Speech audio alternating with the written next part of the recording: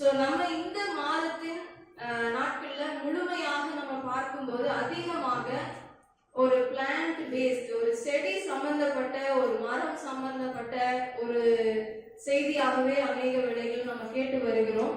இன்றைய நாளும் நான் உங்களுக்கு முன்னாடி சில காரியங்கள் வைத்திருக்கிறேன். நம்ம செய்தியின் முழுமை அறியும் போது நம்ம அவைகளை கேட்டுக்கொள்வோம். சங்கீதம் 92ஆம் சங்கீதம் 13ஆம் வசனத்தை யாராவது வாசிக்கலாம். கர்த்தருடைய ஆலயத்திலே நாட்டப்பட்டவர்கள் எங்கள் தேவனுடைய பிரகாரங்களை செலுத்தியிருப்பார்கள். கர்த்தருடைய ஆலயத்தில் நாட்டப்பட்டவர்கள் என்ற காரியத்துல நாம் இதுவரைக்கும் நாம் பார்த்து வந்து கொண்டிருக்கிறோம்.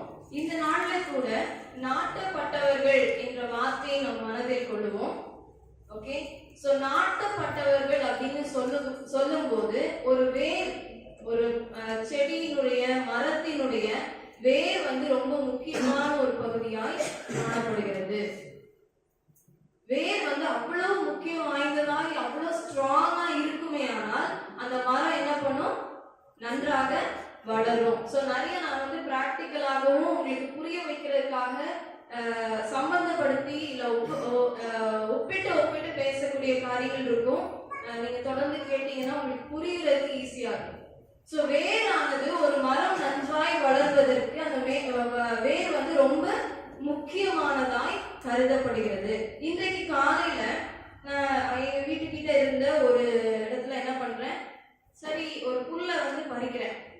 புல்லை வந்து அப்படியே வேரோட புடுங்கும் போது ரொம்ப ஈஸியா, எந்த கஷ்டமும் இல்லாம ஈஸியா நான் என்ன பண்ணிட்டேன், எடுத்துட்டேன். நீங்க புல் புடுங்கிறது ஈஸியா பார்த்துருப்பீங்க இல்லையா? ஈஸியா புல்லை என்ன பண்ணிடலாம், எடுத்துடலாம். சோ ஏன்னா அதனுடைய வேர் வந்து அவ்வளவு ஸ்ட்ராங்காக இல்ல, அப்படியே மண்ணுடைய இதுல மேலோட்டமாய் நின்று கொண்டு இருக்கிறது. ஆனால் நாட்டப்பட்டவர்கள் என்ன சொல்லும் போது, ஒரு மரத்தை நீ எடுத்துட்டு வரலையா அப்படின்னு நீங்க யாராவது கேட்பீங்களா? புல்லையா கொண்டு வந்த ஒரு மரத்தை அப்படியே வேரோட பிடிக்கிட்டு வர வேண்டாம் அப்படின்னு கேட்க முடியுமா? எடுக்க முடியுமா? அப்படி கையில அப்படியே ஒரு மரத்தை, இங்க நிக்கிற ஒரு மரத்தை நம்மளால கையில இழுத்து வெளியே எடுக்க முடியுமா? முடியாது. ஏன்னா அதனுடைய வேர் அவ்வளவு ஆழமாக நாட்டப்பட்டு இருக்கிறது. அப்போ ஒரு செடிக்கு இல்ல ஒரு மரத்திற்கு 4 முக்கியமான காரியங்கள் தேவைப்படுது. என்னெல்லாம் சொல்ல முடியுமா? நீங்க பேசினா நல்லா இருக்கும். என்னெல்லாம் 4 காரியங்கள் முக்கியமாய் தேவைப்படும்? தண்ணி, உரம், சூரிய வெளிச்சம், காற்று. முக்கியமான சொல்லு. தண்ணி, உரம், சூரிய வெளிச்சம், நல்ல மண் வேணும். ஓகே, மண்ணே இல்லாம இது எல்லாத்தையும் கொடுத்துட்டு மரத்தை வளர்க்கிறேன் அப்படின்னா வளராது. மண் ரொம்ப முக்கியமானது. அந்த மண் அவ்வளவு முக்கியமானது. நல்ல மண்ணா இருந்துச்சு அப்படின்னா அதுக்கப்புறம் உரம் போடணும், நிச்சயமாக தண்ணீர் ஊற்ற வேண்டும், நிச்சயமாய் சூரிய ஒளியும் அந்த மரத்துக்கு தேவைப்படும். இன்னைக்கு இந்த மரத்தினுடைய வேர் தான் என்னுடைய இருதயமாய் இருக்கிறது. உங்களால ஒப்பிட்டு யோசிக்க முடியும் நம்புறேன். இந்த மரத்தினுடைய வேர் என்னுடைய உள்ளான மனுஷனாய் இருக்கிறது. இந்த உள்ளான மனுஷன், இந்த வேருக்கு ரெகுலரா சாப்பாடு தேவைப்படுது. இந்த வேருக்கு தினந்தோறும் நல்ல தண்ணி ஊத்தியே ஆகணும். தண்ணி ஊத்தணும், கண்டிப்பா உரம் வைக்கிறது வச்சுதான் ஆகணும், சூரிய ஒளி கொடுத்துதான் ஆகணும், நல்ல நிலத்துல இருந்துதான் அது வளர்ந்தாக வேண்டும். இல்ல எனக்கு இந்த தண்ணியெல்லாம் இனிமேல் ஊத்தாதீங்க, என்னடா சூரியன் டெய்லி நீயே வந்துட்டு இருக்க, வேற யாரையும் வர சொல்லு அப்படின்னு சொல்லுச்சுன்னா அந்த மரம், அந்த வேர் வளர விரும்பவில்லை என்பதை காட்டுகிறது. நான் நல்லா வளரணும், நான் செழிப்பா இருக்கணும் அப்படின்னா நான் நாட்டப்பட்டிருக்க வேண்டும், நான் நல்ல வேர் விட்டிருக்க வேண்டும். எனக்கு டெய்லி அதே சர்ச்ல தான் வந்து உட்கார்றேன், ஏன்னா அதான் நல்ல நிலமா இருக்கிறது, அந்த நிலத்துலதான் நான் நாட்டப்பட்டிருக்கிறேன், நான் அங்கதான் வந்து உட்கார்ந்து ஆகணும். ஹல்லேலூயா. நான் தினந்தோறும் எனக்கு ஒவ்வொரு அனௌன்ஸ்மெண்ட் எல்லா சண்டையும் இதே தான் சொல்றாங்க. பைபிள் படிக்கிறாங்க, சர்ச்சுக்கு போன்றாங்க, பிரேயர் பண்ணுறாங்க, இதே தானே. அதே உரம் தான் கொடுக்கப்படுகிறது, அதே தண்ணீர் தான் ஊற்றப்படுகிறது ஒரு மரத்திற்கு. மரமாகிய வேர் என் உள்ளான மனுஷனுக்கு தினந்தோறும் அந்த மண்ணில நான் வாழணும் அப்படின்னா அது என்னுடைய ஆலயமா இருக்கிறது. அந்த ஆலயத்தில் நான் நாட்டப்பட்டிருக்க வேண்டும். அந்த மண்ணில நாட்டப்பட்டிருக்கும் போது சண்டே கிளாஸ் போங்கன்னு பிள்ளைங்களுக்கு சொல்லப்படுது. பெரியவங்களுக்கு பைபிள் ஸ்டடி இருக்குன்னு சொல்லப்படுகிறது. நான் கற்றுக்கொள்ள விரும்பவில்லை என்றால் எனக்கு இதெல்லாம் ரொம்ப தராதீங்க. டெய்லி மீட்டிங்னு சொல்லாதீங்க. 1 மணி வரைக்குமா அடுத்த வாரம்? ஐயோ என்னால உட்கார முடியாதுங்க அப்படின்னு நினைக்க ஆரம்பிச்சிட்டோம்னா நான் வளர விரும்பவில்லை. என் வேர் வளர விரும்பவில்லை. ஒரு மரம் இந்த புல்லை போல நின்னுச்சுன்னா யாருமே அதுல அந்த மரத்தை அதுக்கப்புறம் பார்க்க மாட்டாங்க. இத மாதிரி நானும் என்ன பண்ணிருப்பேன், இது என்ன வேஸ்டா நின்னுட்டு இருக்கு அப்படின்னு தூக்கி போட்டிருப்பேன். வேரற்ற வாழ்க்கை.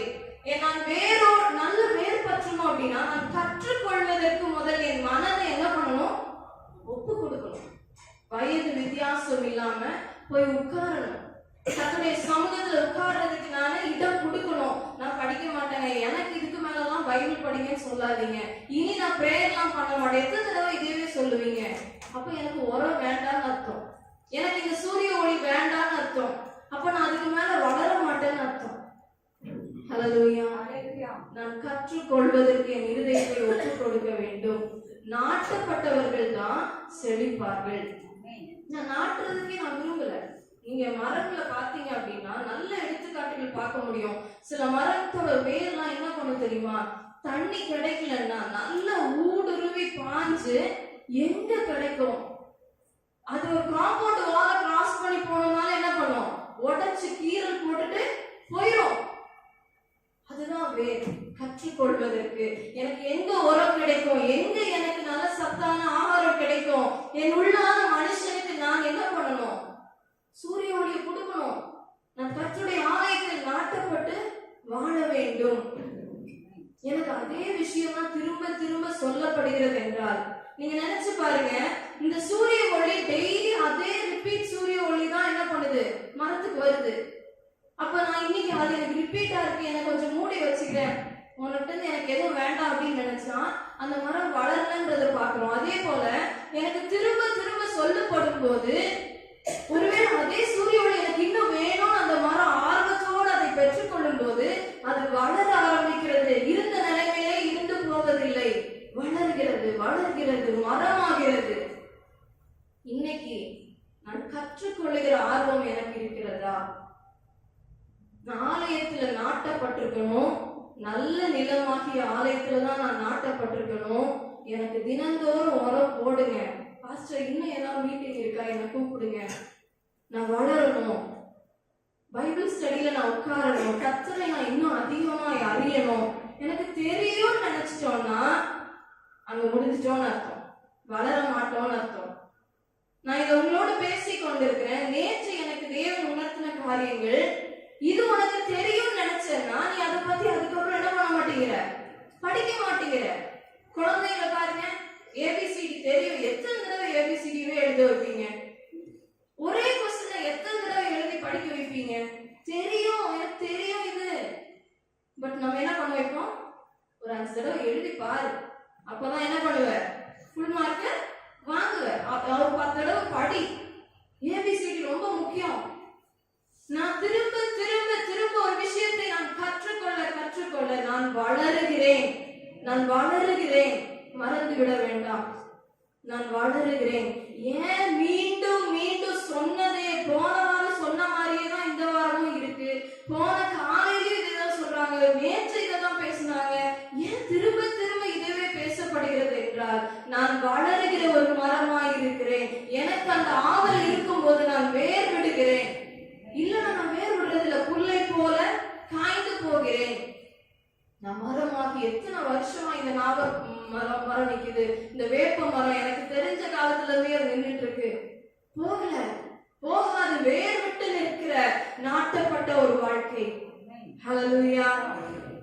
கர்த்தர் நம்மோடு பேசிக் கொண்டிருக்கிறார். சோ நம்ம வளருகிறவர்களா இருக்கணும்னா நம்ம என்ன செய்யணும், நம்ம வளர்றதுக்கு ஆசைப்படுறோம், நான் செழிக்கணும்னு ஆசைப்படுறேன் அப்படின்னா நான் என்ன பண்ணணும், நாட்டப்படணும்னா திரும்ப திரும்ப சொல்லப்படுகிற உரத்தை நானு வாங்கிக்கணும். அதே வெர்மி கம்போஸ்ட், அதே அந்த யூரியா, அதே தான் போடுறாங்க, டெய்லி இதைதான் போட்டுறான் இந்த ஆளு, எனக்கு இது பிடிக்கல, டேஸ்ட் பிடிக்கல, இதே சூரிய ஒளிதான், ஐயோ எனக்கு வேண்டாம், ரொம்ப வெயில் இல்ல. அந்த மரம் வளர்வதற்கு எல்லாவற்றையும் பெற்றுக் கொண்டது போல டெய்லி இதெல்லாம் சொல்லப்படுகிறது என்றால் நான் கர்த்தரை அறிய அறிய அறிய அறிந்து கொண்டே இருக்க நான் ஓங்கி வளர்கிறேன், ஸ்ட்ராங்கா வளர்கிறேன். எவ்வளவுக்கு இந்த வேர் அறிகிறதோ, எவ்வளவுக்கு போய் நல்ல ஊடுருவி தேடி அந்த சத்தை எடுத்துக் கொள்கிறதோ அந்த அளவுக்கு அது வளருகிற ஸ்ட்ராங் வேரா இருக்கிறது. ஹல்லேலூயா. ஸ்ட்ராங் வேரா இருங்க. சொல்லுங்க பார்க்கலாம். உங்களுக்கு உள்ளால கொஞ்சம் ஸ்ட்ராங் வேரா இருங்க. பக்கத்துல பக்கத்துல சொல்லுவோமே, உங்களுக்கு உள் மனுஷன்ல ஸ்ட்ராங் வேரா இருங்க. பேச மாட்டேங்கிறீங்க. ஹஸ்பண்ட் ஒய்ஃப் எதுவும் சண்டை இல்லைல்ல, பேசிக்கலாமே. S, super. சோ நம்ம இப்ப பார்த்தோம் அப்படின்னா நாட்டப்பட்ட நிறைய உலக மனுஷங்களை பார்க்க முடியும். எனக்கு ஆர்வம் இருக்கணும், நாட்டப்படுறதுக்கு எனக்கு கண்டிப்பா ஆர்வம் இருக்கணும், நான் கற்றுக்கொள்ளணும், நான் படிக்கணும், எனக்கு இன்னும் தெரிஞ்சுக்கணும்ன்ற ஆர்வம் தினந்தோறும் எனக்கு இருக்கணும். உலக மனுஷன் நிறைய பேர் நாட்டப்பட்டு இருக்கிறான்.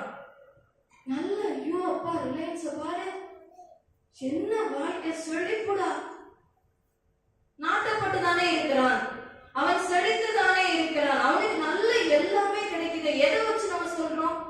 ஒருத்தர் நல்லா இருக்கிறான், உங்க கூட வேலை பார்க்கறவங்கல்ல நாட்டப்பட்டிருக்கிறாங்க. உலக மனுஷங்களை யோசிச்சு பாருங்க, நல்லா இருக்கிறாங்க. நல்ல எதை வச்சு சொல்லுவோம்?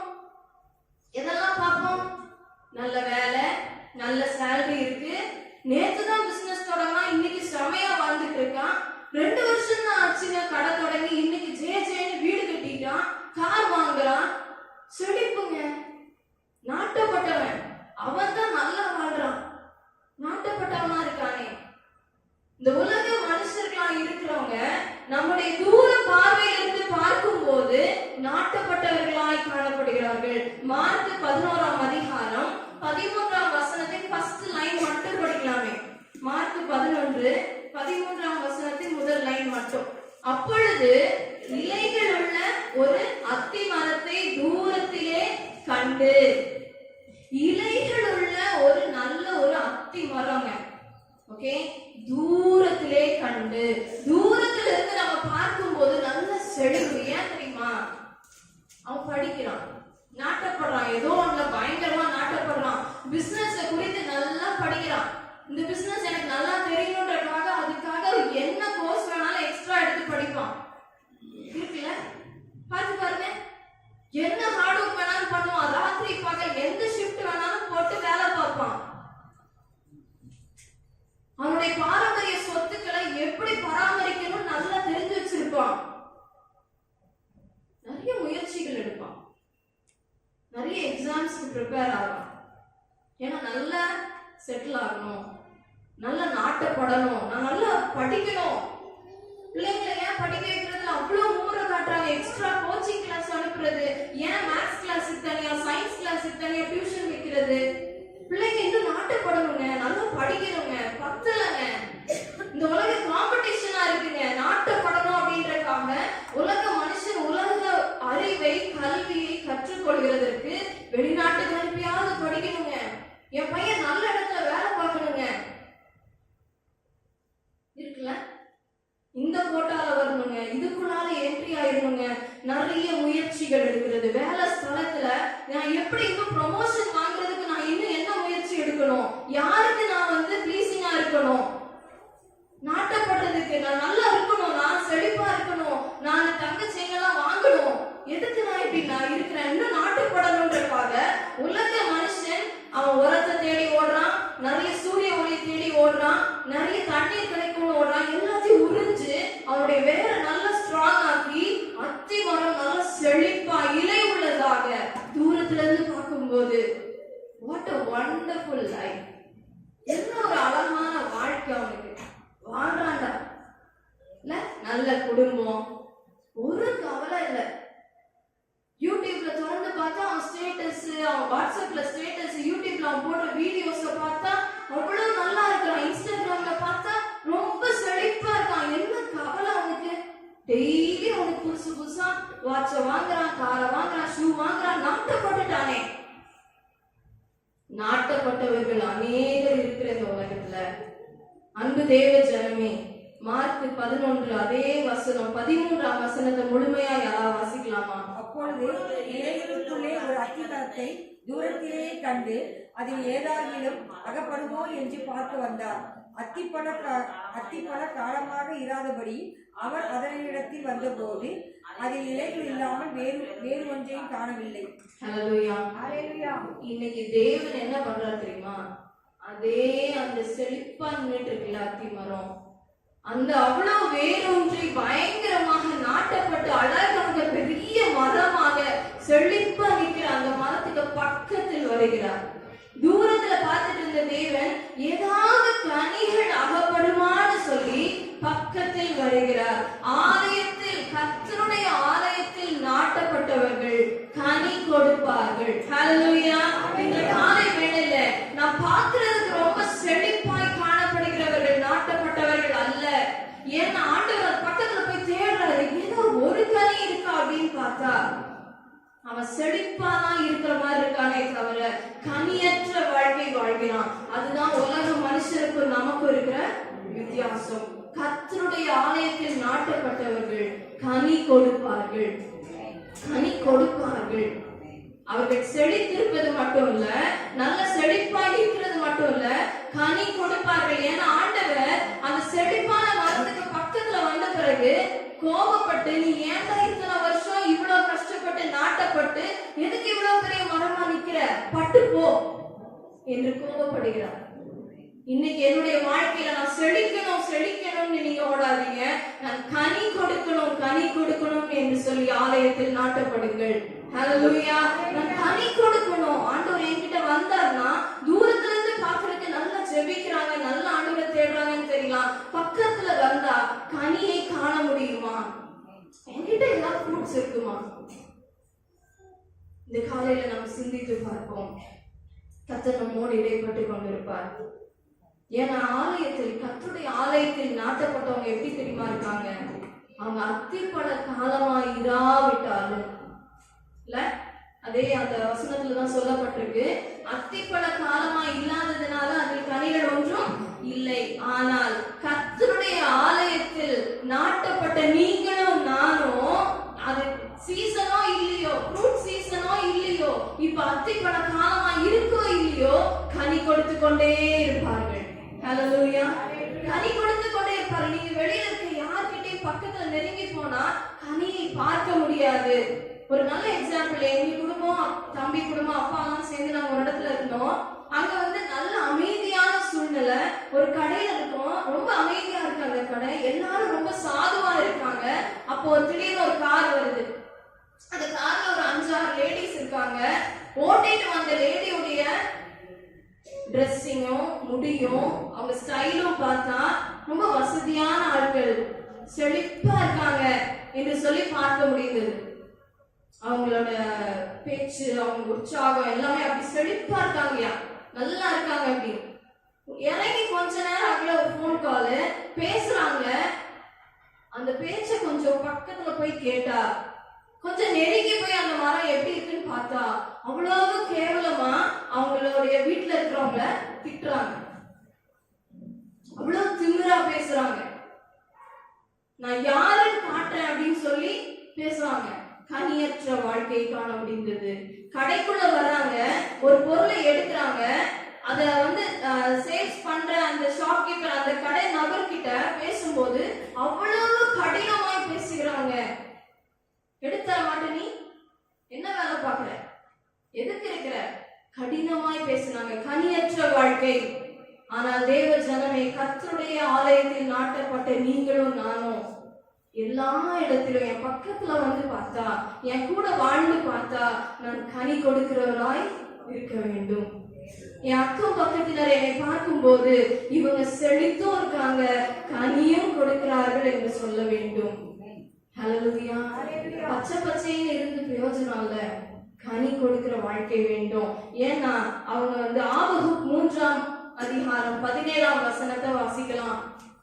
நிறைய பேருக்கு தெரிந்த ஒரு வசனம். ஆபகுக் 3ஆம் அதிகாரம் 17ஆம் வசனம். அத்திமரம் துளிர்விடாமல் போனாலும், திராட்சைச்செடியில் பழம் உண்டாகாமல் போனாலும், ஒலிவ மரத்தில் பலன் அற்று போனாலும், வயல்கள் தானியத்தை விளைவியாமல் போனாலும், இடையில் ஆட்டு மந்தைகள் முதலற்று போனாலும், உருவத்திலே மாடுகள் இல்லாமல், எனக்கு எதுவுமே இல்லாம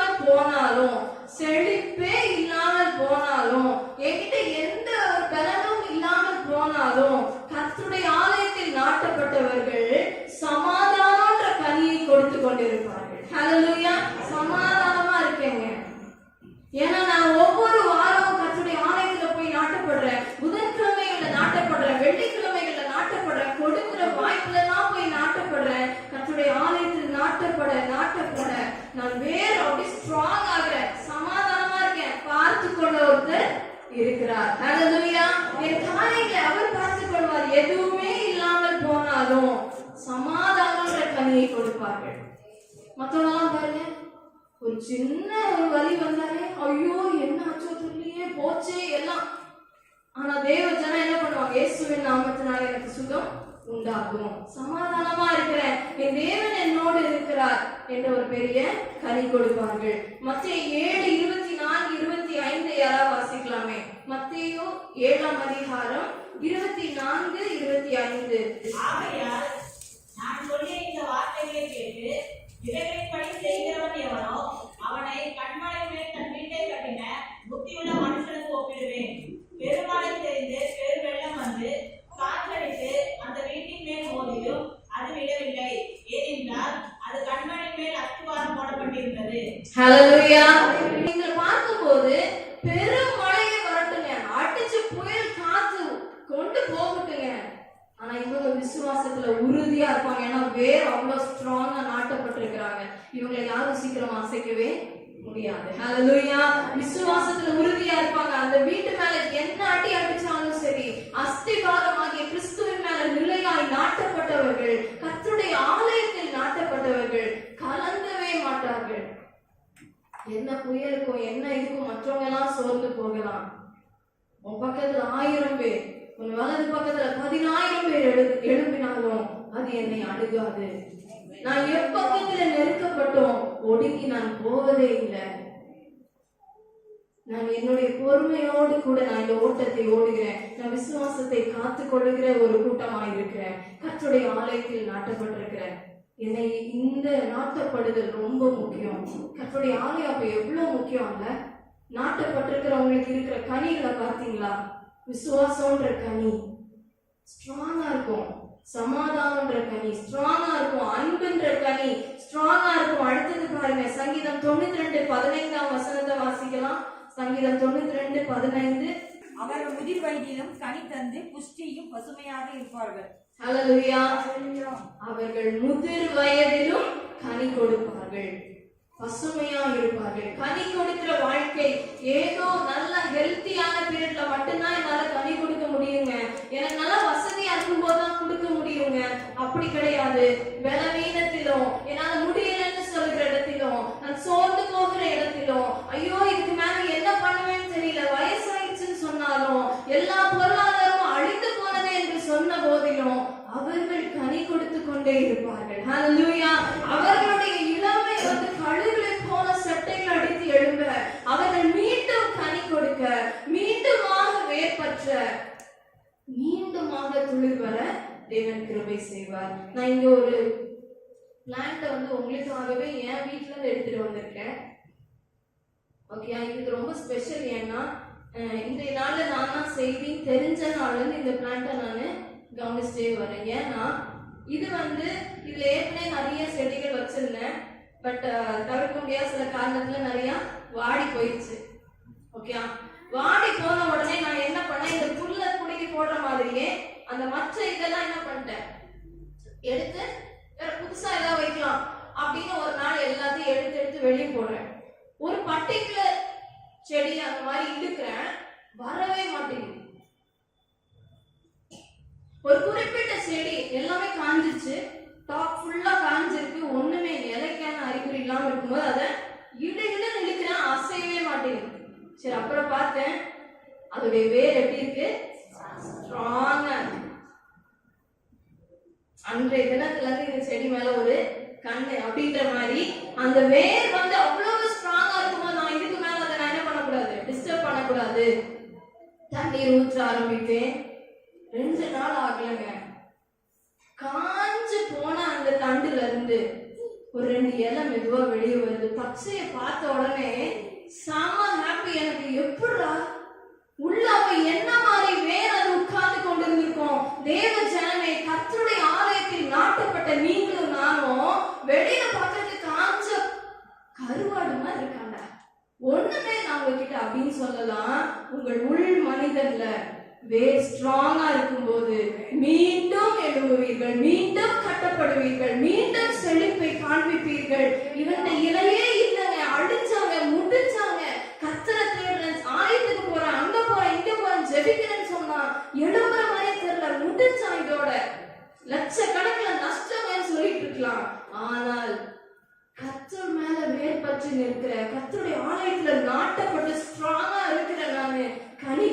பார்க்கும்படி தேவன் நம்மளை மீண்டும் உயிரடைய செய்கிறார். ஹல்லேலூயா.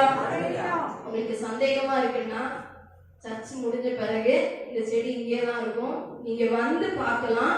அந்த தண்டும் இன்னும் அதுக்காகவே காய்ந்து போய் உயிரோட தான் இருக்கு அதுவும். ஏன்னா அதுல இருந்து தான் இந்த புது செடி எழும்பி வந்திருக்கிறது. நீங்க அந்த தண்டை நீங்க அப்புறம் லாஸ்டா வந்து பார்க்கலாம். உற்சாகம் அடையுங்கள். கர்த்தருடைய பிள்ளைங்க மற்றவங்க எல்லாம் காஞ்சிட்டாங்கன்னா இப்படி ஈஸியா பிடுங்கப்பட்டு எரியப்பட்டுடலாம். ஏன்னா வேர் ஸ்ட்ராங்கா இல்லைன்னு அர்த்தம். எதுல நாட்டப்பட்டிருக்கிற கல்வி மேல நாட்டப்பட்டு, ஒரு அந்தஸ்து மேல நாட்டப்பட்டு, உலக பொருளாதாரத்து மேல நாட்டப்பட்டு, ஒரு பெரிய ஒரு அரசியல்வாதி மேல நாட்டப்பட்டு, இவன் இருக்கிறான் அவன் இருக்கான் இந்த டாக்டர் இருக்கிறாரு அவர் இருக்காரு யாரையோ சார்ந்து நாட்டப்பட்டவங்க தான் அவங்க எல்லாம் காணாமல் போகும்போது இவர்களும் காணாமலே போய்விடுகிறார்கள். ஏன்னா அது வேர் ஸ்ட்ராங்கா இல்ல. வெளியில நல்லா பச்சையா இருக்கலாம், வெளியில நல்லா பூவெல்லாம் கொடுத்த மாதிரி காட்டலாம், பட் அவர்கள் வேர் ஸ்ட்ராங்கா இல்லைன்னா ஈஸியா பிடுங்கி எறியப்படுவார்கள். ஆனால் கர்த்தருடைய பிள்ளைகள் வெளியில பாக்குறதுக்கு காய்ந்தே போயிருந்தாலும் அவர்கள் நாட்டப்பட்ட இடம் கண்மலை ஆகிய கிறிஸ்துவின் மேல கர்த்தருடைய ஆலயத்துல வந்து நாட்டப்பட்டிருக்கிறதுனால, கொடுத்த வாய்ப்பெல்லாம் கர்த்தருக்காய் பயன்படுத்தினால அவர்கள் மீண்டும் கட்டப்படுகிறார்கள், மீண்டும் வேர் பற்றி அவர்கள் எழும்புகிறார்கள். ஹல்லேலூயா. எனக்கு அதே சத்து தான், அதே ஃபர்டிலைசர் தான், அதே உரம் தான், அதே தண்ணி தான், அதே சூரிய ஒளி தான். ஆனால் நான் கர்த்தரை தினந்தோறும் அறிய அறிய நான் நல்ல ஒரு வேர் பற்றின மரமாக எழும்புகிறேன். கர்த்தர் நம்மளோடு இடைப்படுவாராக, பேசுவாராக. நான் ஏன் அப்போ தினந்தோறும் ஆலயத்திற்கு வர வேண்டும் என்று சொல்லுகிறதுல எதுக்காக நான் வரேன்? கர்த்தருடைய ஆலயத்தில் ஏன் நான் நாட்டப்பட்டிருக்கணும்? வேரூன்றுவதற்காகவும் நல்ல கனி கொடுப்பதற்காக நான் வருகிறேன். என் தேவன் என் பக்கத்துல வந்தா கனி இருக்கான்னு தான் பார்ப்பார். உங்ககிட்ட என்ன ஃப்ரூட் இருக்கு? அன்பு இருக்கா? இச்சையோடு கூடிய அன்பு உலக மனுஷன் வச்சிருப்பான், ஆனா உங்ககிட்ட அந்த உண்மையான அன்பு இருக்கா? உலக மனுஷன் நிறைய பேர் அன்னதானங்கள் நிறைய செய்வான், ஆனா உங்ககிட்ட உண்மையாகவே அந்த மன உருக்கம் இருக்கிறதா? கனி அப்படிப்பட்ட கனி இருக்கிறதா? கர்த்தர் விரும்புகிற கனி, ஆவியின் கனி நமக்கு தெரியும். கலாத்தியர் 5ஆம் அதிகாரத்துல 22-23 வசனங்களை வாசிக்கலாம். தெரியும் அப்படின்னு சொல்லி உட்காராதீங்க, வேதத்தை திருப்புங்க. கலாத்தியர் 5ஆம் அதிகாரம் 22ஆம் வசனம் 23ஆம் வசனம். ஆவியின் கனியோ அன்பு, சந்தோஷம், சமாதானம், நீடிய பொறுமை, தயவு, தர்க்கணம், விசுவாசம், சாந்தம், இச்சையடக்கம், இப்படிப்பட்டவர்களுக்கு விரோதமான பிரமாணம் ஒன்றுமில்லை. ஹல்லேலூயா. நான் நேற்றைய தினத்துல கூட நான் இதை ரிவைஸ் பண்ணி பார்க்கும்போது, உன்கிட்ட இது இருக்கா, உன்கிட்ட இந்த குணம் இருக்கா, உன்கிட்ட இது இருக்கா அப்படின்னு கேட்கும்போது என்னால சுயமாய் அந்த கனியை கொடுக்க முடிவதில்லை. நான் நாட்டப்பட்டிருக்கிற இடம் எங்கன்றது ரொம்ப முக்கியம். நான் சுயமா என்கிட்ட இருந்து கனி வரணும்னா வராது. ஏன்னா நான் அப்படிப்பட்ட நபர் அல்ல, நான் ஒரு மனுஷனா இருக்கிறேன், என்கிட்ட இருந்து கனி எழும்பாது. ஆனால் நான் நாட்டப்பட்டிருக்கிறது கர்த்தருக்குள்ளாக, ஆவியானவருக்குள்ளாக, கர்த்தருடைய ஆலயத்துக்குள்ளாய் நாட்டப்பட்டிருக்கும் போது அவருடைய கனிகள் என்னில் வெளிப்பட ஆரம்பிக்கும். அவர் அன்பாய் இருக்கிறது போலவே நானும் அன்பாய் இருக்க ஆரம்பிக்கிறேன். அவர் சமாதானக்காரனாரா இருக்கிறதுனால நானும் சமாதானத்தை காண்பிக்கிறேன். அவர் சாந்த குணமுள்ளவரா இருக்கிறதுனால என்கிட்டயே சாந்தத்தை நான் வெளிப்படுத்துகிறேன். அவர் நீடிய பொறுமையா இருக்கிறார் என் மேல. நானும் என்னுடைய குடும்பத்துல, என் வீட்டுல, என் வேலையில நீடிய பொறுமையா இருக்கிறேன். அவர் ரொம்ப விசுவாசத்தோடு எல்லாவற்றையும் ஜெயித்தார், மரணத்தையே ஜெயித்தார். அந்த விசுவாசத்தை எனக்குள்ளேயும் வைத்திருக்கிறார். அந்த கனியை கொடுக்கிறேன். அவர் இச்சை அடக்கம் உள்ள தேவன், பரிசுத்தம் உள்ள தேவனாய் இருந்தார். நானும் பரிசுத்தமாய், இச்சை அடக்கமாய், அப்படிப்பட்ட அன்பை நான் வெளிப்படுத்துகிறேன். என்னிடத்துல இந்த கனிகள், அவர் ஒரு நற்குணசாலி, அவர் நற்குணங்கள் நிறைந்தவராய் இருந்தார். என் குணங்களும் நற்குணங்களாய் வெளிப்படுகிறது. அவர் தயவுள்ள தேவனாய், கிருபையுள்ள தேவனாய் இருக்கிறார். நானும் அப்படிப்பட்ட கனிகளை கொடுக்க ஆரம்பிக்கிறேன். ஏன்னா நான் அவர் மேல நாட்டப்பட்டிருக்கிறேன். கர்த்தருடைய ஆலயத்தில் நாட்டப்படுதல் நல்ல கனிகளை கொடுக்க தேவன் கிருபை செய்வார். 1 கொரிந்தியர் 3ஆம் அதிகாரம் 16-17 வசனத்தை வாசிக்கலாம். 1 கொரிந்தியர் 3:16-17.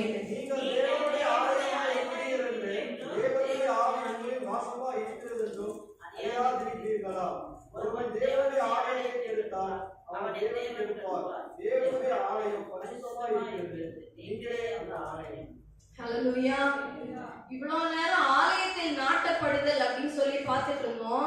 ஆலயத்தில் நாட்டப்பட்டிருக்கிறதுக்கான காரியங்கள் என்னென்ன இருக்கும், நாட்டப்படுதல் நமக்கு என்ன விளைவிக்கும், மற்றவனுக்கும் நமக்கும் ஓகேயா, மற்றவன் நாட்டப்பட்டிருக்கிறா, கர்த்தருடைய ஆலயத்தில் நாட்டப்பட்ட எனக்கும் வித்தியாசம் என்னெல்லாம் பார்த்தோம். இப்ப நமக்கு 1 கொரிந்தியர்ல என்ன தெரியுமா சொல்றாங்க, நீங்களே அந்த ஆலயம். இங்க வந்து உட்கார்ந்து இருக்கிறவங்க ஒவ்வொருவரும் ஆலயமா இருக்கிறோம்.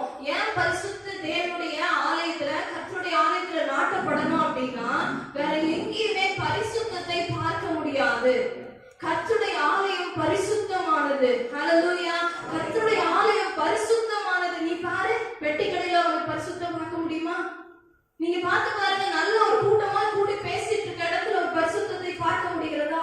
கர்த்தருடைய ஆலயத்துல, கர்த்தருடைய சமூகத்துல கடந்து வரும்போது பரிசுத்தம் வெளிப்படுகிறது, பரிசுத்தமான காரியங்கள் பேசப்படுகிறது. கர்த்தருடைய ஆலயம் அதுக்குன்னு ஒரு டெக்கரேஷன் இருக்கு. சங்கீதம் 93 இந்த பேஜ்ல கை வச்சுக்கோங்க. 1 கொரிந்தியர்ல சங்கீதம் 93:5 யாராவது வாசிக்கலாம்? உமது சாட்சிகள் மிகவும் உண்மையுள்ளவைகள். கர்த்தாவே, பரிசுத்தமானது நித்திய நாளாக உள்ள ஆலயத்தில் அலங்காரமாய் இருக்கிறது. கர்த்தாவே, நித்திய நாளாக உம்முடைய ஆலயத்தின் அலங்காரம் எது? பரிசுத்தமாய் இருக்கிறது. பரிசுத்தம் தான் கர்த்தருடைய ஆலயத்தின் அலங்காரம். இப்போ ஒரு பச்சை பசையில் நிக்கிற மரத்தை பார்த்து கொண்டு அத பக்கத்துல போய் பார்த்தாதான் தெரியுது அதுல கனி இல்லைன்னு சொல்ற மாதிரி, ஒரு நபருடைய அருகில் வரும்போதுதான் இவங்க பரிசுத்தமா இருக்கிறார்களா, இவங்க அலங்காரம் என்ன, இவங்க எதை வச்சு டெக்கரேஷன் பண்ணிருக்காங்கன்னு தெரிய வரும். ஹல்லேலூயா. கனிகள் காண முடியும். பக்கத்துல வரும்போதுதான் தெரியும் இந்த நபர் பரிசுத்தமான நபர், இந்த நபர் பரிசுத்தமான நபர். ஏன்னா கர்த்தருடைய ஆலயம் நான் தான். கர்த்தருடைய ஆலயம் நான் தான் சொல்லலாமா? கர்த்தருடைய ஆலயம் அப்ப நாட்டப்பட்டிருக்கணும் அப்படின்னா எப்படி இருக்கணும்? பரிசுத்தமா இருக்கணும். என் அலங்காரம் எப்படி இருக்கு, என் டெக்கரேஷன் எப்படி இருக்கணும்? ஒரு கிறிஸ்துமஸ் ட்ரீயே வச்சாலும் வெறுமனே யாரும் ட்ரீயை வைக்க மாட்டேங்கிறாங்க. பச்சையா இருக்கு இல்லையா, அப்படியே வச்சு போக வேண்டியதானே? இல்லையே, அதை சுற்றி கனிகளால என்ன பண்றாங்க? டெக்கரேட் பண்றாங்க. என்னென்ன லைட் போட முடியுமோ, அதை எப்படி அழகுபடுத்த முடியுமோ டெக்கரேஷன் பண்றாங்க. நீங்களும் நானும் கர்த்தருடைய ஆலயமா இருக்கிறோம். எனக்கும் உங்களுக்கும் டெக்கரேஷன் என்ன? பரிசுத்தம். பரிசுத்தம் அங்க இருக்க இருக்க அவர்கள் நாட்டப்பட்டு, அவர்கள் செழிக்கப்பட்டு, அவர்கள் கனி கொடுக்க ஆரம்பித்து விடுகிறார்கள். அவர்களுக்கு புயல் அடிச்சாலும் பிரச்சனை இல்ல, மழை பெஞ்சாலும் பிரச்சனை இல்ல, பக்கத்து வீடெல்லாம் அடிச்சுட்டு போகுதுன்னு சொன்னாலும் பிரச்சனை இல்ல. ஏன்னா பரிசுத்தமாகி கர்த்தருடைய ஆலயம் இவர்களுக்கு அதுதான் அலங்காரம். இவங்க அதுல நாட்டப்பட்டிருக்கனால கனி அப்படியே தானா வெளியில வரும். எங்க பரிசுத்தம் இருக்கிறதோ அங்க நீங்க ரிசல்ட்ட பார்க்க முடியும். ஹல்லேலூயா. ஏன்னா நான் பாஸ்டிங் இருக்க ஆரம்பிச்சு சொன்ன நாள்ல இருந்து பாஸ்டிங் இருக்க ஆரம்பிச்சிருக்கேன். ஒரு குறிப்பிட்ட காரியத்துல ரிசல்ட்ட பார்க்க முடியுது. ஹல்லேலூயா. கர்த்தருக்குள் வேர் பற்ற முடியும். நீங்க எதுல பாஸ்டிங் ஆரம்பிச்சிருக்கீங்க? எதுல நிலைத்திருக்க முடியுது? கர்த்தருக்கென்று ஒரு வைராக்கியமாய் பரிசுத்தமாய் இருக்கணும். ஒரு ஸ்டெப் அவர்கிட்ட க்ளோஸ் ஆக நம்ம கொஞ்சம் எக்ஸ்ட்ரா சத்து வேணும். ஆண்டவரே, இந்த மாசம் எனக்கு கனி கொடுக்க முடியாதுன்னு சொல்றாங்க. இல்ல, மற்றவர்களுக்கெல்லாம் வறட்சியா இருக்கலாம், ஆனா நீங்க எனக்கு கொஞ்சம் எக்ஸ்ட்ரா உரம் தாங்க, கொஞ்சம் சூரிய ஒளி நல்லா கிடைக்கட்டும்ப்பா, என் மேல நீங்க பனியாய் பொழிஞ்சிடுங்க, கொஞ்சம் எக்ஸ்ட்ராவா. அப்ப ஃபாஸ்டிங் கொஞ்சம் இருக்கும்போது எவ்வளவு ஸ்ட்ராங் ஆகும்ல. ஹல்லேலூயா. எவ்வளவு வல்லமை பெறுவோம்ல, எவ்வளவு திடம் அடைவோம்ல, எவ்வளவு ஓங்கி வளருவோம்ல. நான் இன்னைக்கு இதை நிறுத்தணும். நான் பரிசுத்தம் அடைய அடைய நான் வளர்ந்து கொண்டே இருக்கிறேன். நான் மரமாக வேர் பற்றி நிற்கிறேன். ஏனோ தானோ இந்த வாழ்க்கை எனக்கு இருக்காது. ஆண்டவர் இன்னைக்கு அதனாலதான் நம்மளை பார்த்து கேட்கிறாரு, உன்னுடைய இருதயம், உன்னுடைய உள்ளான மனுஷன் வீடா இருக்கிறானா இல்ல குகையா இருக்கிறானா? எஸ், இன்னைக்கு என்னுடைய இருதயத்தை ஆண்டவர் பார்த்து கேட்கிற ஒரு கேள்வி. பக்கத்துல கேளுங்க, உங்க இருதயம் குகையா இருக்கா இல்ல வீடா இருக்கா? பேசலாமே, கேளுங்க. உங்க இருதயம் குகையா இருக்கா இல்ல வீடா இருக்கா? மார்க்கு 11 அதிகாரம் 17 யாராவது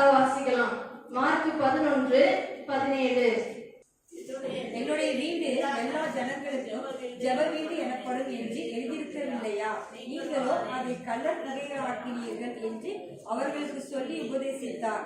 எஸ், ஆண்டவர் இன்னைக்கு நம்மளை பார்த்து கேட்கிற கேள்வி தான், உன்னுடைய இருதயம், உன்னுடைய உள்ளான மனுஷன், நீ வீடா இருக்கிறியா இல்ல குகையா இருக்கிறாயா? ஒரு குகை எப்படி இருக்கும்? ஒரு குகை நாற்றம் எடுக்கிறதா இருக்கும், மனுஷர்கள் வாழத்தக்கதான இடமா இருக்காது, மிருகங்கள் சாப்பிட்டு போட்ட மிச்சம் அங்க கிடக்கும், அது அழுகி நாற்றம் எடுத்து கொண்டு இருக்கும், எலும்பு துண்டுகள் கிடக்கும், பயமுறுத்துகிற காரியங்கள் இருக்கும், வவ்வால்கள் கூடு கட்டி இருக்கும், ஒவ்வொரு விலங்குகள் வந்து போனதுக்கான எச்சங்கள் போடப்பட்டு நாற்றம் எடுக்கிறதா இருக்கும், சிலந்தையின் வலைகள் போடப்பட்டிருக்கும். உள்ள போய் ஒருத்தரும் கிளீன் பண்ணி வாழ்ந்திருக்க மாட்டான். அங்க வந்து கள்ளர்கள் மறைந்து இருப்பாங்க. ஏன்னா மத்தவனோட திருடிட்டு வந்து இன்னொருத்தரை அடிச்சு கஷ்டப்படுத்தி வந்து ஒளிந்து இருக்கிற ஒரு மோசமான இடம் தான் குகை. மோசமான இடம் தான் குகை. ஆனா வீடு எப்படி இருக்கும்? நீங்க வீடு எப்படி வச்சிருப்பீங்களா? நேத்து வச்ச ஒரு மீன் குழம்பு கெட்டு போச்சு, இன்னுமே 4 நாளைக்கு அதை அப்படியே வச்சுட்டே இருப்பீங்களா? யாராவது ஒரு தாய் அப்படி இருப்பாங்களா? இல்ல ஒரு தகப்பன்னா அந்த ஸ்மெல்ல தாங்கிடுவாரா? என்ன அந்த வீட்டுல ஒரு செத்த நாத்தம்.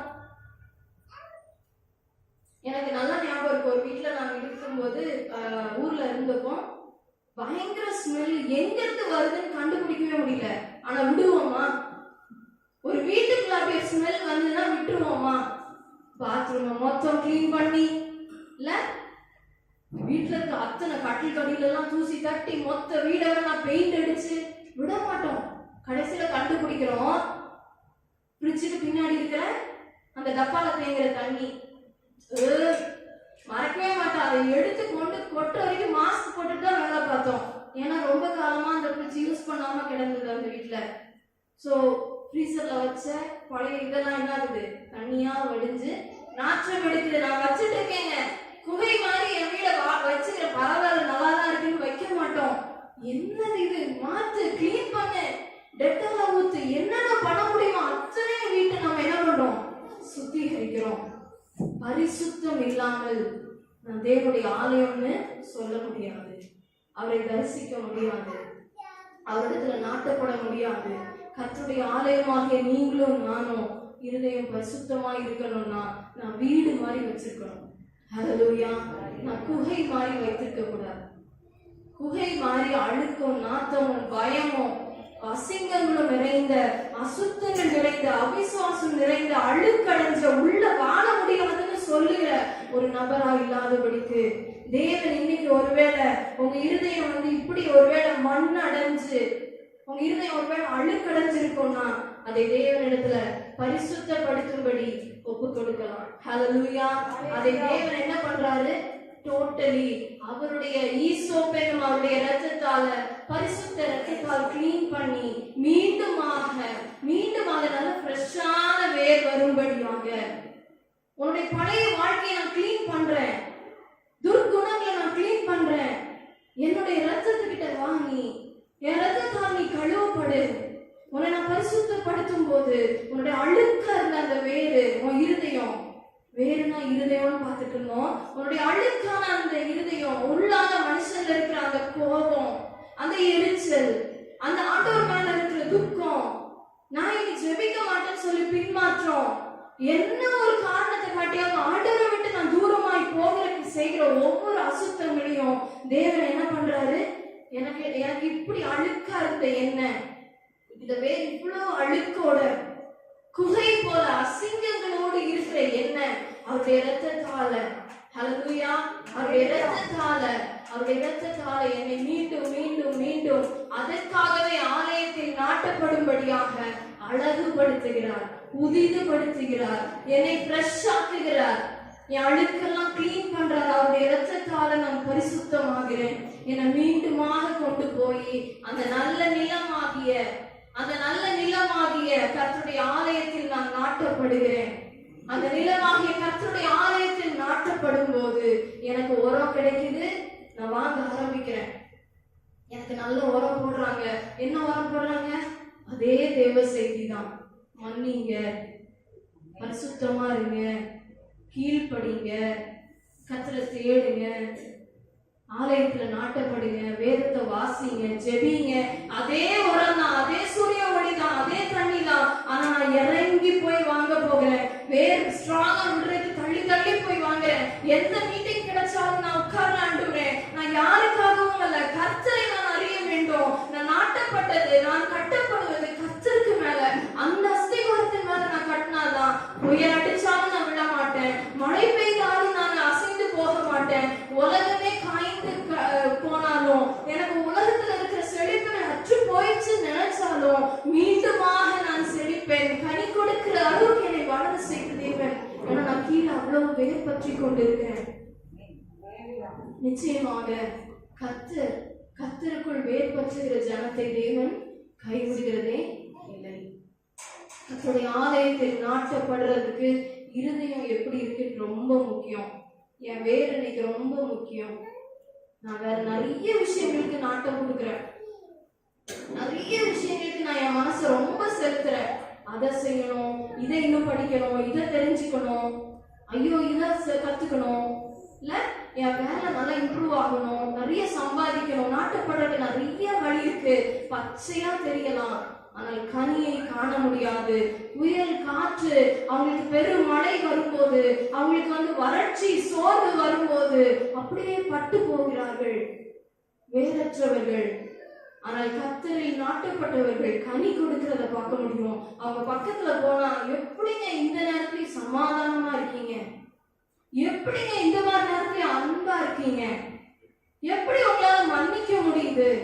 கனிகளை நான் டெவலப் பண்ணிக்கொண்டே இருக்க வேண்டும். சங்கீதம் 84ஆம் சங்கீதத்தை நம்ம எல்லாரும் சேர்ந்து வாசிக்க போகிறோம்.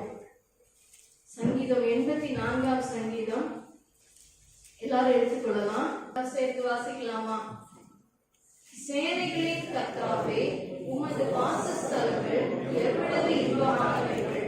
என் ஆத்துமா கர்த்தருடைய ஆலய பிரகாரங்களின் மேல் வாஞ்சையும் தாகமுமாய் இருக்கிறது. என் இதயமும் என் மாம்சமும் ஜீவனுள்ள தேவனை நோக்கி கெம்பீர சத்தமிடுகிறது. என் ராஜாவும் என் தேவனுமாகிய சேனைகளின் கர்த்தாவே, உம்முடைய பீடங்கள் அண்டையில் அடைக்கலம் குறித்து விடும், தகையெல்லாம் குறித்து தன் குஞ்சுகளை வைக்கும் கூடும் கிடைத்ததே. உம்முடைய வீட்டில் வாசமாயிருக்கிறவர்கள் பாக்கியவான்கள். அவர்கள் எப்பொழுதும் உம்மை வந்தித்துக் கொண்டிருப்பார்கள். உம்முடைய தங்கள் இதயத்தில் சிறப்பான வழிகளில் காணிக்கிறதும் பாக்கியவான்கள். அழுகையின் பள்ளத்தாக்கை நடந்து அதை நீரும் சாட்டிக் கொள்கிறார்கள். மழையும் குளங்களை நிரப்பும். அவர்கள் பலத்தின் மேல் பலனடைந்து சீயோனிலே வேத சந்நிதியில் வந்து காணப்படுவார்கள். சேனைகளின் தேவனாகிய கர்த்தாவே, என் விண்ணப்பத்தை கேளும். யாக்கோபின் தேவனே, செவிகொடும். எங்கள் கேடகமாகிய தேவனே, கண்ணோகமாயிரும். நீர் அபிஷேகம் பண்ணினவரின் முகத்தை பாரும். 1000 நாளை பார்க்கிறோம். உமது பிரமாணங்களில் செல்லும் ஒரே நாள் நல்லது. ஆவியின் கூடாரத்தில் வாசமாய் இருப்பதை பார்க்கிறோம். என் தேவனுடைய ஆலயத்தின் வாசல்களில் காத்துக்கொண்டே தெரிந்து கொள்வேன். தேவனாகிய கர்த்தர் சூரியனும் கேடகமுமானவர். கர்த்தர் திருடனையும் மகிமையும் அருள்வார். உத்தமமாய் நடக்கிறவர்களுக்கு நன்மையை வழங்காதிரார். சேனைகளின் கர்த்தாவே, உம்மை நம்பியிருக்கிற மனுஷன் பாக்கியவான். ஹல்லேலூயா. இந்த வசனங்களை நீங்க மீண்டும் வீட்டுல போய் வாசிங்க. ஆலயத்துல எப்படி நாட்டப்பட்டிருக்க வாஞ்சையோடு பேசின ஒரு சங்கீதமா இருக்கும். சேனைகளின் கர்த்தரை நம்பி இருக்கிற ஜனங்கள் வெட்கப்படுவதில்லை, அவர்கள் நம்பிக்கையற்று வாழ்வதில்லை, அவர்கள் பாக்கியவான்களாய் இருக்கிறார்கள். கர்த்தரால் நாட்டப்பட்டவர்கள் பாக்கியவான்கள். கர்த்தரால் நாட்டப்படாதவர்களை கர்த்தர் வேரோடே பிடுங்கி எறிகிறார் என்று சொல்லி மத்தேயுல ஒரு வசனம் சொல்லுகிறது. கர்த்தர் வேரோடே பிடுங்கி எறிகிறார் என்று சொல்லி நம்ம பார்க்கிறோம். மத்தேயு 15:13 வசனத்தை பாருங்க. மத்தேயு 15:13 வசனம். அவர் பிரதியுத்தமாக, என் பரமபிதா என் பரமபிதா நடாத நாற்றெல்லாம், கர்த்தருக்குள் நான் நாட்டப்படாத கர்த்தருடைய ஆலயத்தில் நாட்டப்படவில்லை என்றால், நிறைய நாட்டப்பட்டவங்க இருப்பாங்க, நிறைய வேர் பற்றி இன்னவங்க மாதிரி தெரிவாங்க, ஆனால் கர்த்தர் அவர்களை வேரோடு பிடுங்கி எறிகிறார் என்று சொல்லி பார்க்கிறோம். அதே நம்ம அந்த மார்க்ல நம்ம பார்த்த பகுதியிலையும் அந்த பச்சை பசையில் நின்னுச்சு இல்லையா ஒரு மரம், மார்க் 11ஆம் அதிகாரத்தை திருப்பிக் கொள்வோம். நல்ல செழிப்பாய் நின்று கொண்டிருந்த அந்த மரத்தை தேவன் என்ன பண்ணிட்டாரு, அதை இல்லை ஒன்றும் இல்லாத கண்டு அவர் என்ன பண்றாரு, 14ஆம் வசனம் படிங்க. மார்க் 11:14. அப்பொழுது இயேசு அதை பார்த்து, இது முதல் ஒரு காலம் ஒருவனும் முன்னிடத்தில் கனியை ருசியாதிருக்க கடவன் என்றார். அப்படி சொன்ன உடனே அதுக்கப்புறம் என்னாச்சு தெரியுமா? 21ஆம் வசனத்தை 20ஆம் வசனத்தை படித்து பாருங்க. மறுநாள் காலையிலேயே அவர்கள் அவ்வழியாய் போகும்போது அந்த அத்தி மரம் வேரோடே பட்டு போயிருக்கிறதை கண்டார்கள். வேரோடே பட்டு போனது. வேர்லாம் நல்ல ஸ்ட்ராங்கா வளர்ந்து வந்தவங்க மாதிரி தெரியலாம், அநேக ரொம்ப செழிப்பா நிக்கிற மாதிரி தெரியலாம், ஆனால் கர்த்தருக்குள் கர்த்தருடைய ஆலயத்தில் நாட்டப்படவில்லை என்றால் அவர்கள் வேரோடே பிடுங்கி எறியப்படுவார்கள். ஹல்லேலூயா. இன்னைக்கு நம்ம பாக்கியவான்கள், இன்னைக்கு நீங்களும் நானும் பாக்கியவான்கள். கர்த்தருடைய ஆலயத்தில் நாட்டப்பட்டிருக்கிறோம். நமக்கு கனி கொடுக்கிற வாழ்க்கையை தேவன் நம்மிடத்தில் எதிர்பார்க்கிறார். 2 வசனம் சொல்லி நான் முடிக்க விரும்புகிறேன். சங்கீதம் 93ஆம் சங்கீதம் 5ஆம் வசனம். நம்ம ஏற்கனவே வாசித்த பகுதிகள். சங்கீதம் 93:5. உமது சாட்சிகள் மிகவும் உண்மை உள்ளவைகள். கர்த்தாவே, பரிசுத்தமானது நித்திய நாளாக உமது ஆலயத்தில் அலங்காரமாக இருக்கிறது. நித்திய நாளாக கர்த்தருடைய ஆலயமாகிய நீங்களும் நானும் நாம் அலங்காரம் எதுவா இருக்கணும் தெரியுமா? நான் வேற எதை வச்சு மூடி என்ன மறைக்க முடியாது. பரிசுத்தமே என் அலங்காரமா இருக்க வேண்டும். நான் பரிசுத்தமா இருக்க நான் கனி கொடுக்க ஆரம்பித்து விடுகிறேன். ஹல்லேலூயா. கனியை என்கிட்ட பார்க்க முடியும். பரிசுத்தமா நீங்க இருக்க முயற்சித்தீங்க அப்படின்னாலே, ஸ்டெப் எடுத்துட்டீங்கனாலே உங்க வாழ்க்கையில நீங்க கனிகளை காண முடியும். இன்னும் ஒரு வசனத்தோடு முடிக்க இருக்கிறோம். மார்க் 11ஆம் அதிகாரம் 17ஆம் வசனம். மார்க் 11:17ஆம் வசனம். என்னுடைய வீடு எல்லா ஜனங்களுக்கும் ஜெப வீடு எனப்படும் என்று எழுதியிருக்கவில்லையா? நீங்களோ அதை கள்ளர் குப்பையாக்கினீர்கள். போதும். கர்த்தருடைய ஆலயமாகிய நீங்களும் நானும் எப்படி இருக்கணும்? ஜெப வீடா இருக்கணும். அந்த ஆலயத்தை தேவன் டோட்டலி கிளீன் பண்ணிட்டு தான் சொல்றாரு. எருசலேம் ஆலயத்தை 14ஆம் வசனத்துல 15லாம் நீங்க வீட்டுல போய் படிச்சு பாருங்க. அங்க கிளீன் பண்ணிட்டு தான் இவ்வளவு தூரம் சொல்றாரு. என் வீடு ஜெப வீடுங்க. உங்களுடைய இருதயம் இன்னைக்கு வீடா இருக்கா, குகையா இருக்கான்னு ஒரு கேள்வி வைத்திருங்க. இன்னைக்கு என் இருதயம் வீடு மாதிரி இருக்கணும்னா நான் ஜெபிக்கிற நபரா இருக்கணும். வீட்டை பரிசுத்தம் படுத்தணும். தேவனுக்கு பிரியமற்றதெல்லாம் கிளீன் பண்ணி நான் ஜெபிக்க தேவன் எனக்கு சொல்லுவார், இது அசுத்தமா உன்கிட்ட இருக்கு, உன்கிட்ட இது ஒரு வீண் சிந்தனையா இருக்கு, இது ஒரு பாவமா இருக்கு, இது பரிசுத்த குலைச்சலை ஏற்படுத்துது, இது தேவன் தங்குகிற வாசஸ்தலமா இல்ல, இது கர்த்தருடைய ஆலயமா இல்ல. இன்னைக்கு சுத்திகரிக்க விரும்புகிறவங்க கர்த்தருடைய சமூகத்துல எழுந்து நிற்போமா? நீங்களே அந்த ஆலயம். கர்த்தருடைய ஆலயத்தில் நாட்டப்பட்டவர்கள் எக்காலத்திலும் கனி கொடுப்பார்கள், முதிர் வயதிலும் கனி கொடுப்பார்கள். கர்த்தருடைய சமூகத்தில் நாட்டப்பட்டவர்கள் எப்பக்கத்துல நெருக்கப்பட்டு ஒடுங்கி போகாதவர்களாயிருப்பார்கள். யாவரும் கண்களை மூடி கர்த்தரை நோக்கி பார்க்கும் போது